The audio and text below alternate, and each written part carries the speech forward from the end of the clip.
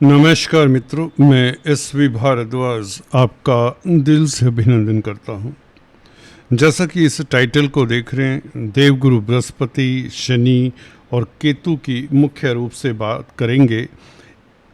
दिसंबर अंत तक कैसी स्थिति रहती है आपकी, इन 5 महीनों की चर्चा करेंगे।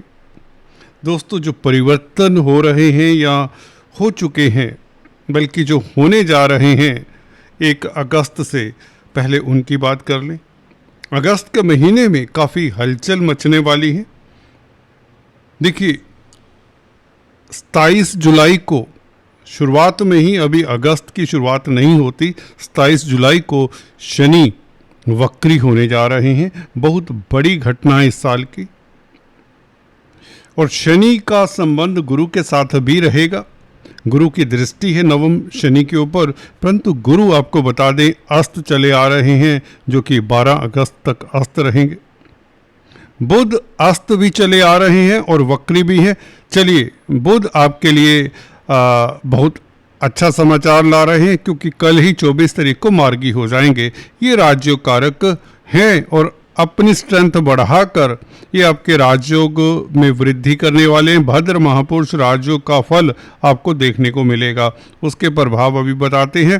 परंतु शुक्र 1 अगस्त को नीच के हो जाएंगे और ये भी नीच भंग राजयोग बनाएंगे। ये बहुत ही सुखद स्थिति हो जाती है। देखने में लगता है कि 4th हाउस में शुक्र नीच का हो जाएगा तो स्थितियां कहीं नासाज ना हो जाएं, दिक्कत बढ़ ना जाए, प्रॉब्लम्स बढ़ ना जाए, बल्कि बुध और शुक्र मिलकर और शनि, इवन तीनों ही देखिए आपके बेनिफिक प्लैनेट शुभ स्थिति में केंद्र में हैं। और गुरु का उदय होना, शुक्र का नीच भंग राजयोग बनाना। शुक्र इसलिए नीच भंग राजयोग बनाते क्योंकि बुध केंद्र में है, राशि में है और अपनी राशि में है, तो शुक्र को बल मिल जाता है।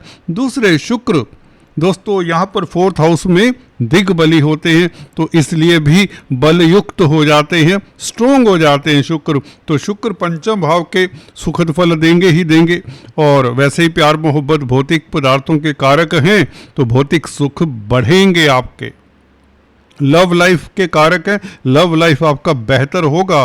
और नीच भंग राजयोग दोस्तों शनि भी बनाता है। शनि भाग्यस्थान का मालिक होकर शुक्र को देखेगा, ये भी स्थिति अच्छी हो जाती है। और इधर राहु, जी हाँ दोस्तों, राहु मंगल के नक्षत्र में 2 अगस्त को ही प्रवेश करने वाले हैं, धनिष्ठा में, जिसकी चर्चा हम कर चुके हैं।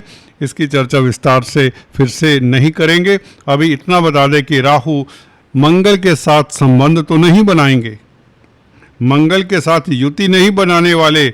युति खराब होती है मंगल राहु की, जो कि अंगारक दोष बनता है। यहाँ पर मंगल के नक्षत्र में होकर आपको लाभ करवाने वाले हैं। भाग्य के कारण लाभ होने वाला है, क्योंकि राहु भाग्यस्थान में है और मंगल 11वें भाव का लाभ का मालिक है, तो संबंध लाभ स्थान के मालिक के साथ हो जाता है नक्षत्र के जरिए। धनिष्ठा नक्षत्र में राहु का प्रवेश लाभकारी रहेगा और खासकर विदेशों में आपको लाभ होगा या विदेश जाने के योग बनते हैं। शनि वक्री से शुरुआत करते हैं दोस्तों, तो बहुत महत्वपूर्ण चर्चा है। इसमें काफ़ी सारी परिवर्तन है। कौन कौन सा ग्रह क्या दे सकता है, इसकी बात करते हैं। पहले कल मार्गी हो रहे बुध की ही बात कर लें। सबसे पहले तो ये घटनाक्रम हो रहा है 24 तारीख को, 24 जुलाई बुध मार्गी होंगे, अपनी राशि में है, तो आपके बौद्धिक बल को बढ़ाते हैं, आपके प्रभाव क्षेत्र को बढ़ाते हैं। बहुत बड़ा राजयोग होता है, महापुरुष राजयोग है ये। आपकी प्रतिष्ठा बढ़ती है, आपका कॉन्टैक्ट सर्कल आपके काम आता है, व्यापार में आप उन्नति करते हैं, समाज में आपकी ख्याति बढ़ती है। कंप्यूटर IT लाइन के क्षेत्र में अगर आप हैं या संचार व्यवस्थाओं के साथ कामकाज करते हैं, तो आपके लिए बहुत बेहतर समय रहेगा, क्योंकि शुक्र का बुध नीच भंग कर देते हैं, तो शुक्र भी इस बुध की स्ट्रेंथ के कारण प्रभावित होते हैं। शुक्र स्टॉक मार्केट से आपको लाभान्वित करने वाले हैं, संतान का सुख देने वाले, संतान के कारण कोई चिंता रही है वह दूर होती है। और लव लाइफ आपका बेहतर होता है और पूर्व पुण्य आपके साथ देती है। कहीं तो दैवी कृपा आपके ऊपर रहेगी।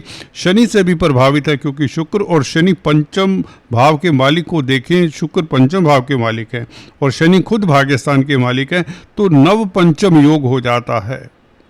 पंचमेश और नवमेश का संबंध वो भी 4-10 की एक्सिस के ऊपर हो रहा है, तो 4th हाउस और 10th हाउस दोनों ही प्रभावित होते हैं, दोनों ही लाभकारी स्थितियों में आ जाते हैं। तो 4th हाउस के कारण जमीन जायदाद प्रॉपर्टी का सुख मिले, पब्लिक डीलिंग करने वालों के लिए स्थितियां उत्तम रहें। शनि 10th हाउस में जैसे कि बताया वक्री होंगे 27 जुलाई को, तो स्ट्रेंथ इनकी बढ़ जाएगी और राहु को प्रभावित करना शुरू करेंगे, राहु की तरफ मूवमेंट होगी। यहाँ कहने का मतलब राहु कैटालिस्ट का कार्य ही करते हैं। भाग्य आपका प्रबल होना शुरू हो जाता है अगस्त एंड तक, क्योंकि शनि चलते हैं, धीमी गति से चलते हैं और अगस्त एंड तक ही राहु को प्रभावित कर पाएंगे, या यूँ कहें 9th हाउस को प्रभावित कर पाएंगे। तो भाग्य आपका प्रबल हो जाएगा और भी प्रबल हो जाएगा। हालांकि बुध और शुक्र इस बीच मैदान संभाल चुके होंगे इसी समय, क्योंकि 1 अगस्त से शुक्र का नीच भंग राजयोग होगा और 24 जुलाई कल से बुध का मार्गी होना, ये बहुत उत्तम स्थिति हो जाती है व्यापार के लिए। शेयर स्टॉक मार्केट के लिए शुक्र और बुध दोनों ही लाभकारी स्थिति में होंगे। गुरु का भी दोस्तों इस बीच 12 अगस्त से उदय हो जाना, ये भी अपने आप में राजयोग है, क्योंकि वैसे ही उच्च का गुरु है और 10th हाउस को देखता है, तो आपको अच्छा वक्ता प्रवक्ता बनाता है गुरु।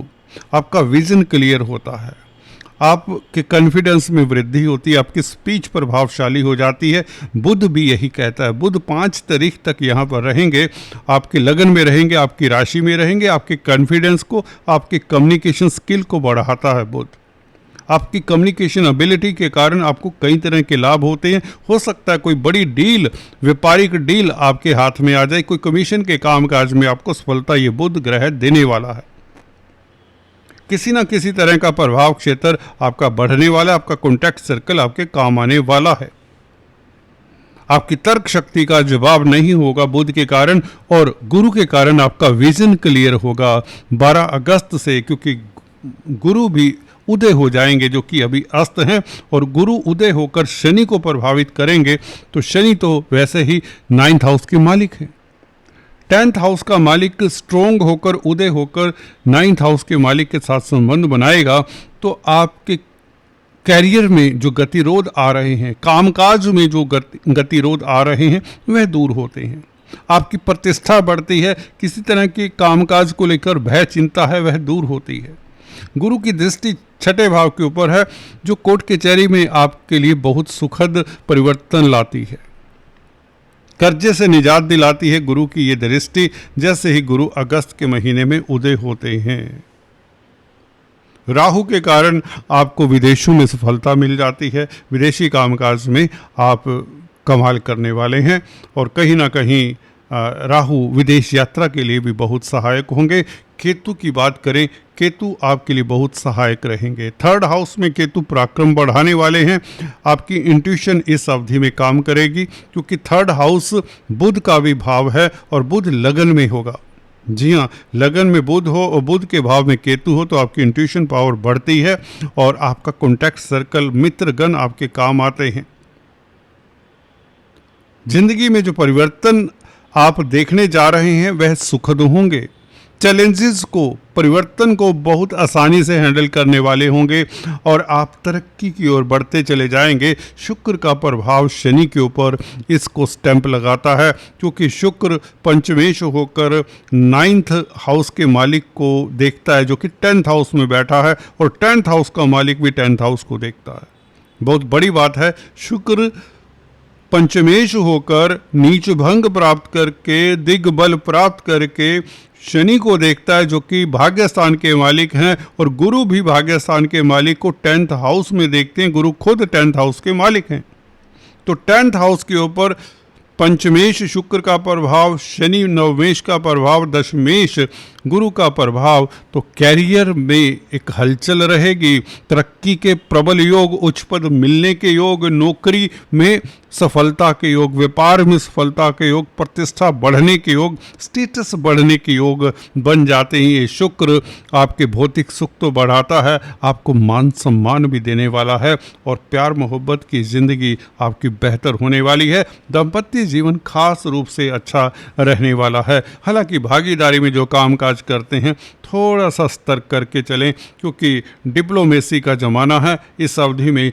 शनि वक्री होकर जब 7th हाउस को देखेंगे 10th एस्पेक्ट से, तो यू शुड बी वॉचफुल। और इस अवधि में आपको शनि के दान कर देने चाहिए, क्योंकि अगर आप विदेश सेटल्ड हैं तो ये ज़रूरी हो जाता है, क्योंकि शनि की 12वें भाव के ऊपर दृष्टि रहेगी।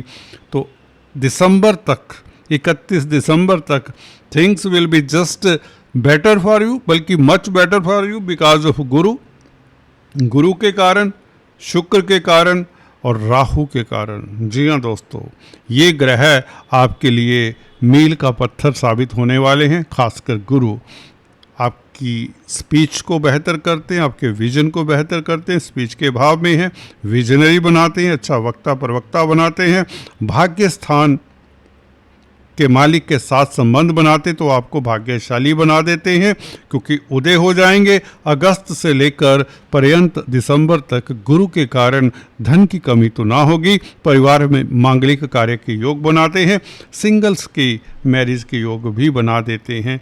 कहीं ना कहीं ये गुरु, क्योंकि सप्तम भाव के मालिक है, सप्तम भाव आपके दाम्पत्य जीवन का है, और ये ग्रह जब उदय होगा तो दाम्पत्य जीवन में आ रहे अवरोध, तनाव दूर होते हैं 12 अगस्त से, ही याद रखिए। फिर भी चींटियों को आटा शक्कर डालते रहें, ये आपके लिए अच्छा रहेगा। गणपति की आराधना कर लें तो और भी बेहतर रहेगा। दोस्तों आज इतना ही। Please do subscribe, like and share. Thanks for watching this video. God bless you.